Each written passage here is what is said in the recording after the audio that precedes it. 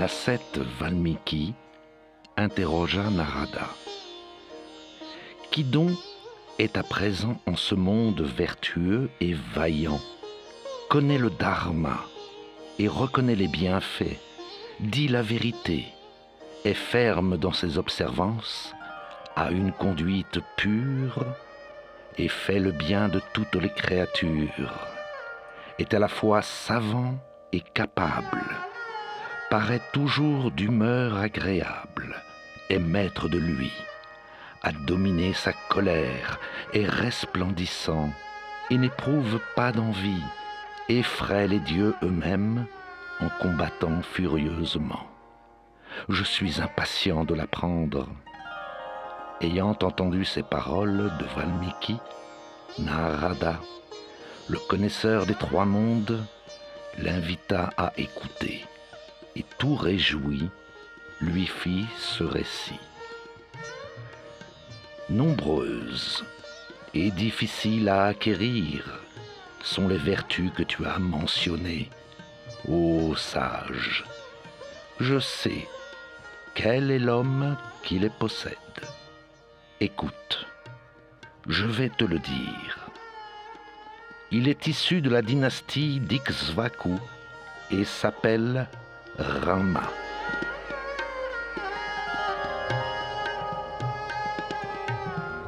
C'est ainsi que commence le Ramayana, littéralement la longue marche de Rama ou la geste de Rama, qui nous raconte l'histoire de ce prince aux immenses qualités, avatar du dieu Vishnu. Le Ramayana est un chef-d'œuvre de la littérature indienne, un texte védique fondateur. Transmis par la tradition orale, le Ramayana fait également l'objet de plusieurs versions écrites au cours des siècles. La plus célèbre est celle attribuée à Valmiki, rédigée en sanskrit aux environs de notre ère.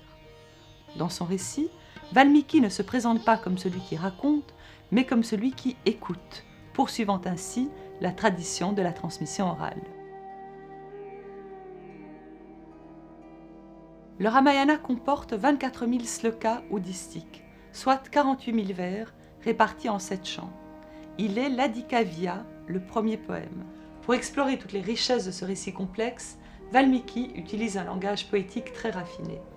La légende veut qu'un jour, alors que Valmiki regarde avec bonheur deux courlis amoureux s'ébattre joyeusement, le mâle est soudain transpercé par une flèche. Bouleversé, Valmiki s'apprête à lancer une malédiction contre le chasseur, mais de sa bouche sortent des vers admirables.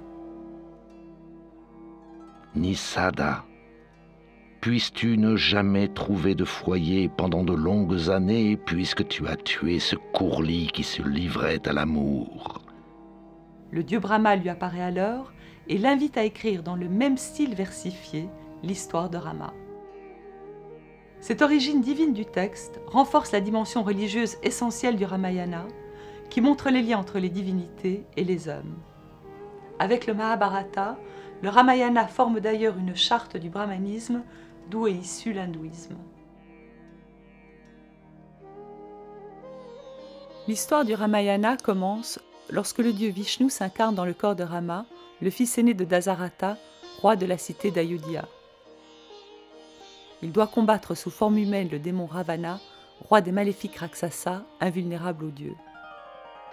Le chant 1, les enfances, en sanskrit Balakanda, raconte l'enfance de Rama et de ses frères.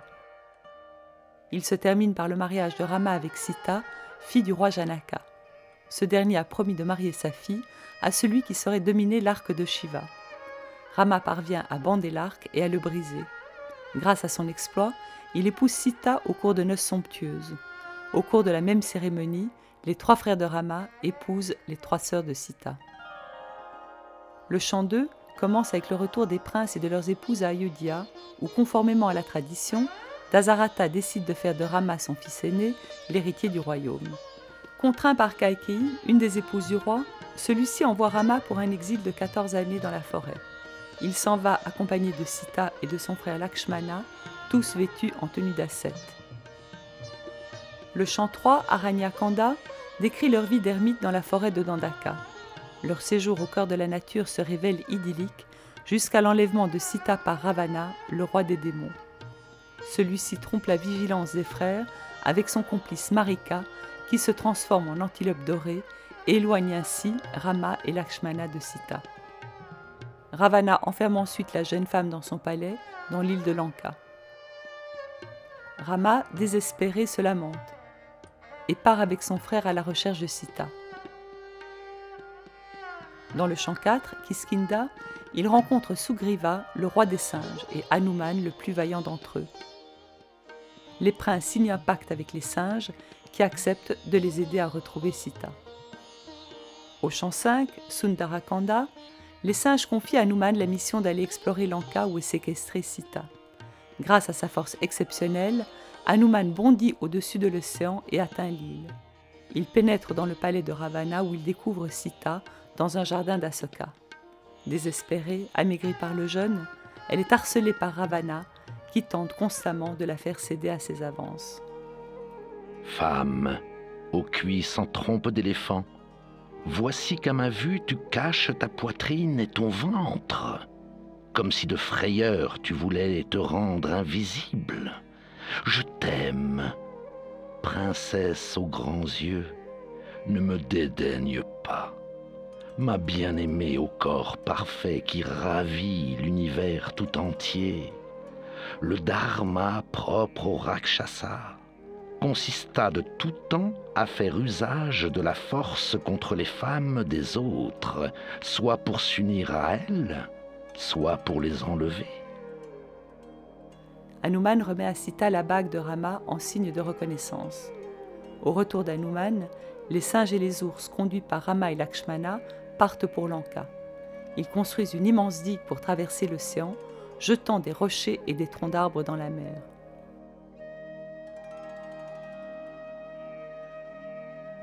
Tout le chant 6, Yudhakanda, est consacré à la guerre titanesque et au combat sanglant qui oppose à Lanka l'armée des singes et des ours conduite par l'héroïque Rama à celle des Rakshasas dirigée par le maléfique Ravana. Rama et Lakshmana sont blessés et Hanuman part chercher des plantes médicinales dans l'Himalaya. Il arrache des pans entiers de la montagne sur lesquels poussent ces herbes afin de les emmener au plus vite sur le champ de bataille. Dans un combat qui oppose leurs armes divines, Ravana est tué par Rama et Sita délivrée. Mais Rama émet des doutes sur la chasteté de sa femme après cette longue séquestration. Sita se soumet alors à l'ordalie du feu dont elle ressort vivante, preuve de sa parfaite fidélité. Rama retourne à Ayodhya avec sa femme et son frère, accompagnés des singes et des ours. Dans le chant 7, intitulé Jusqu'à la fin des temps, Uttarakanda, Rama règne et vit heureux avec Sita enceinte. Cependant, apprenant que le peuple a des doutes sur la fidélité de sa femme pendant sa séquestration chez Ravana, il décide de répudier Sita. Lakshmana emmène la jeune femme dans la forêt où elle est recueillie par le sage Valmiki. Elle donne naissance aux jumeaux de Rama, Kusa et Lava. Des années plus tard, lors d'une grande fête donnée à Ayodhya, les enfants de Rama viennent chanter son histoire. Rama les reconnaît et, bouleversé, fait venir Sita. Face à son mari, pour prouver une fois pour toutes son innocence, celle-ci décide de retourner à la terre. Le Ramayana se termine lorsque Lakshmana met fin à sa vie dans les eaux du fleuve. Rama, après 10 000 ans de règne, plongera à son tour dans la rivière Sarayu afin de retourner au ciel sous la forme de Vishnu. Tous ses frères, ses sujets et les singes le suivront dans la joie. Seul restera vivant Hanuman, qui a pour mission de chanter les louanges de Rama sur la terre.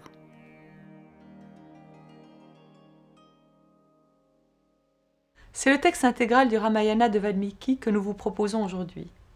Traduit du sanskrit par Madeleine Biardot et Marie-Claude Porcher, c'est la seule traduction française existante à ce jour. Elle est parue en 1999 aux éditions de la Pléiade, alors que nous commencions à développer le projet.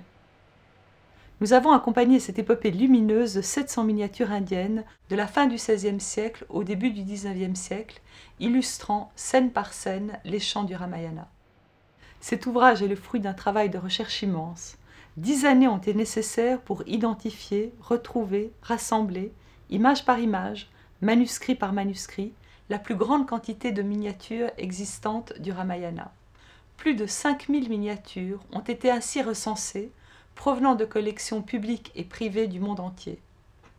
Retrouver ces images a été et est toujours une gageure, mais aussi un grand bonheur. le bonheur de la découverte de très belles œuvres, de la découverte de musées en Inde et dans le monde, la rencontre avec des collectionneurs passionnés, autant d'événements et d'aventures qui nous permettent aujourd'hui d'offrir cet ouvrage unique sur l'art indien à travers cette très grande œuvre littéraire qu'est le Ramayana.